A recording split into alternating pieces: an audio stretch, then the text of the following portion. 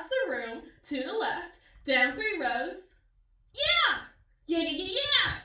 That's me! It's me! It's me! That's me! I can already tell you're probably surprised. Bet you didn't think that the one girl in class who never touched anybody with the droopy bangs and the bad attitude was secretly a golden retriever this whole time! Oh yeah.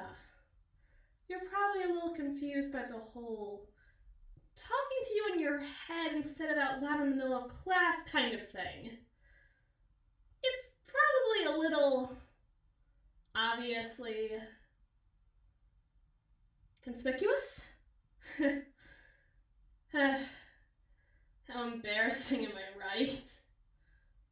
Oh, sorry. It's a little bit hard to keep my thoughts focused, especially the ones I intend you to hear.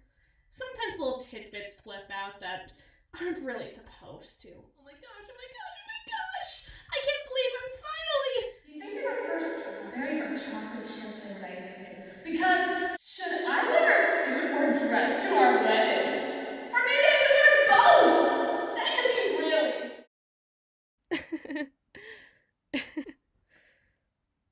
I'm a telepath. I can read people's thoughts, but also transmit my own. But they don't always know it's me doing it. Isn't that sneaky? Well, isn't that obvious? I want you to know. Not everything, of course. Not like I know your mind. I think I have a right to my secrets. I don't think anybody in this class has heard me talk before, let alone so much as seen my other eye. A girl deserves to have her secrets. Don't you think? Well, if I can fall in love with you just from hearing every single one of your little thoughts, then surprisingly, I don't think it's as much of a problem as you're making it out to be. You're catastrophizing again. Oh, okay, heads up. The answer to the question is 4/3.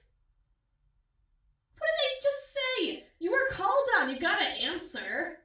4/3. Say 4/3. 4/3. Come on. Yes.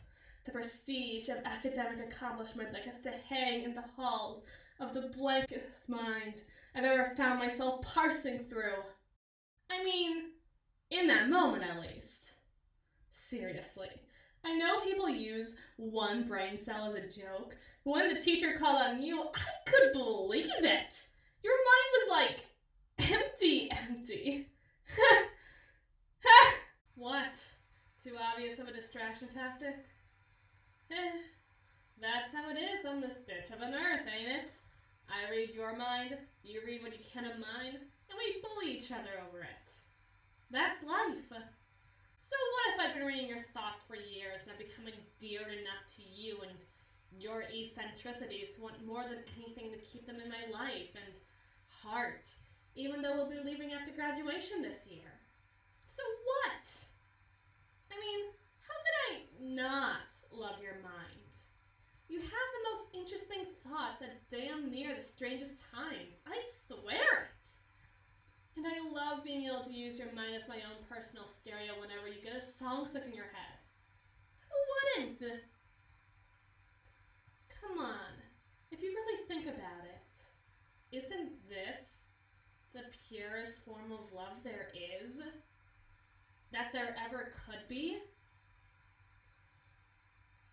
I know all your thoughts, all your sick and twisted machinations. I know both your worst thoughts and your best. I know when you blank at the stupidest things and when you think the nastiest stuff about other people. And guess what? I love you despite that. Maybe even because of it at times, Who doesn't love some good snark at the expense of a kid who probably deserves it anyhow? It's rather Catholic, you know? The thought that sins are completed at the mere thought of doing them. The belief that your actions make you who you are is much easier to cope with in a society where you are incapable of knowing the intent behind every action someone takes. I mean, is it really so wrong for a rich bitch to donate to charity with the intent of using it on her taxes if she's still giving money to charity? Giving money to the poor and sick and homeless? You gotta wonder, babe. Except I don't have to. I can know the sins of the mind. I can know the sins of your mind. And get this. I have forgiven them. Every single one of them. Practically instantly. Isn't that so kind of me? No longer does the sin of thought have the capacity to drag you down to the depths of the most wretched pits. Because get this! I have forgiven you for them. And in my forgiveness, I have proven that you can be loved for those thought crimes, for your sleaziest inclinations, for your most wrathful intent. I know it all, and I love you for them anyways. How kind of me, isn't it? Am I right? Who else would be capable of loving you for that? I mean, really think about that. Would your parents really look at you the same way if they knew how much Jack and Jill off material you really browsed? Would your friends like you as much if they knew how likely you were to bite off their heads with every stupid joke? Would your teachers not look upon you with disdain if they knew how empty your head really was? However, I'm different. I love you for your thoughts, fully and completely. And I can't wait to get to know the you of your actions. And I'll know if you don't love me back, as fully and as completely as I love you.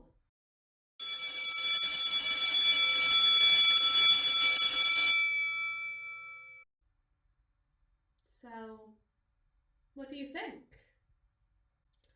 Or rather, what do you say?